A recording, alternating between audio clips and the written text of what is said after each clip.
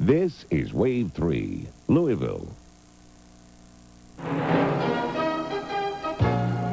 From Kentucky's first television station, this is Wave 3 News Nightcast with Alan Denton, Melanie Bullard, meteorologist John Belsky, and Bob Dominy Sports.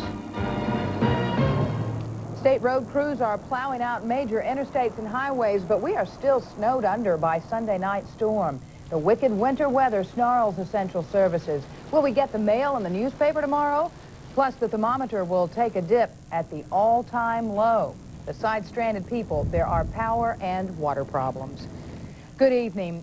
3 deaths in Kentucky are blamed tonight on the winter storm of 1994, and now we're expecting another round of potentially deadly temperatures. By order of the governor, Kentucky's interstates and parkways remain closed except to food, heating fuel, and emergency supplies. Governor Jones told police to fine motorists $100 and the second time arrest them. Louisville and Jefferson County officers tell us during this state of emergency, they're too busy with other problems to hand out tickets except for blatant reckless driving.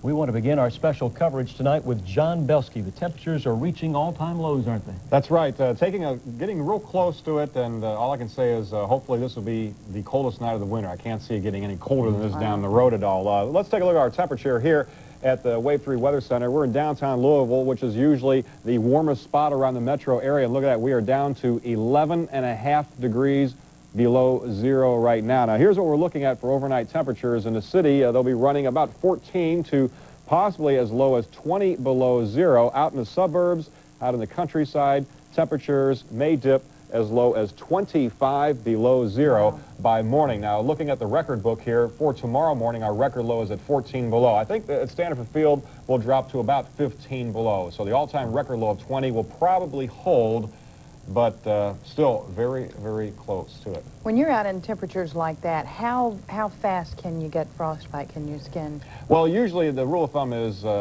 anything under 10 degrees below zero, it can happen in a matter of minutes, and then, much faster, just seconds once you get down to 30, 40 below. Of course, that includes the wind chill also, Sure. And tonight the wind chill has been running about 20 to 40 below zero at times, although we do expect the winds to be dying down for the rest of the night. No question, it's So don't go out unless you absolutely have to. That's the word, yeah. All right, thanks, John. The extreme cold tonight is creating new problems for LG&E. Crews are working around the clock to restore power outages that in the past 24 hours have affected 20,000 customers. Now the bitter cold is causing both power and water equipment to fail. Paul Adrian is live now, I believe, at a water main break. Is that right, Paul? We sure are, Melanie. We're at Bells Lane and 264 in front of all these industrial plants, BASF, Goodrich, behind us. And one thing we certainly have learned about this cold weather is that it causes a lot of problems. This is one example of a water main break. There are many water main breaks like this in town. This one was a little bit more difficult. In fact, they're still working on this and will be working on this for a while. It's more difficult than other main breaks because of the plants behind. They found this about 9 o'clock. A guy was driving down the road in his pickup. The road looked fine. I mean, as fine as roads look at all right now. But all of a sudden, he hit some slush, and he bogged down. If you can see that shiny material back there, that is the water. Now, when the water company came out here to begin working on this, the problem they had was that they could not just turn the water main off like they would normally do to stop it from seeping up into the road. The reason they couldn't is because of the plants back there. The water's used in boilers, and you can't just cut the water off. Now, what they've done now is they're in the process of turning the water off finally. About 2 hours after they got here, they've talked to BASF, which they think is the company that the water was supplied to. If they find out that that was the main, they think it is, and that BASF is the company that was affected, then they can proceed ahead with repairs. They hope it's a small little 4-inch branch line. They say it's a big 20-inch line out here, that could affect a bunch of these companies back here, but right now they're still in the preliminary stages.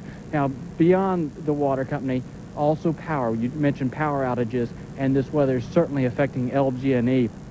In fact, the fall in temperatures to sub-zero weather tonight is like a second storm for Louisville Gas and Electric. The cold makes power lines more vulnerable to breakdowns that lead to power outages. The lines contract, lose flexibility, and break when put under stresses like tree limbs filled with snow. We're seeing are the result of tree limbs, snow-laden limbs and trees that have either completely fallen over power lines or are leaning against them enough to cause this kind of failure. This is LG&E's command center. They reduced the number of families that are suffering from power losses to 8,000. Earlier, as you mentioned, it was up to 20,000 households without power the day after the storm. And so many problems caused by this cold weather, and many crews out trying to fix those problems. Yeah. Melanie. Paul, it's mighty cold out there. You need to get in, too. I certainly intend to do that soon. All right. Thank you, Paul. Drive around, and it's apparent after 2 days at home, people have a lot of time on their hands. And the cure for cabin fever seems to be lawn sculptures. This snow serpent fills Steve Farmer's front yard in Portland. And Farmer tells us he's glad the 4-hour project was completed yesterday. I wouldn't recommend it today, no. It's too cold. Yesterday it wasn't too bad, but today it's too cold. Gone are the days of the simple old snowman. Big is in. In New Albany, Ross McGloshin spent all day yesterday sculpting this snow Corvette. I'm a Corvette fan, waiting for summer to show up, and I sold a Corvette last August, and the new ones are too expensive, so I decided to make my own. McGloshin built the Corvette by himself. He says it's not very often you can get your hands on snow like this. Boy, that looks really real, The doesn't thing it? about that is he doesn't have to worry about insurance on it. Yeah, I know it, I know it. Well, you guys probably realized it's a little bit later than usual, and we're still on the air, but we want to give you as much information as we could. We'll be joining Jay Leno in progress. For right now, we want to thank you for watching. Good night.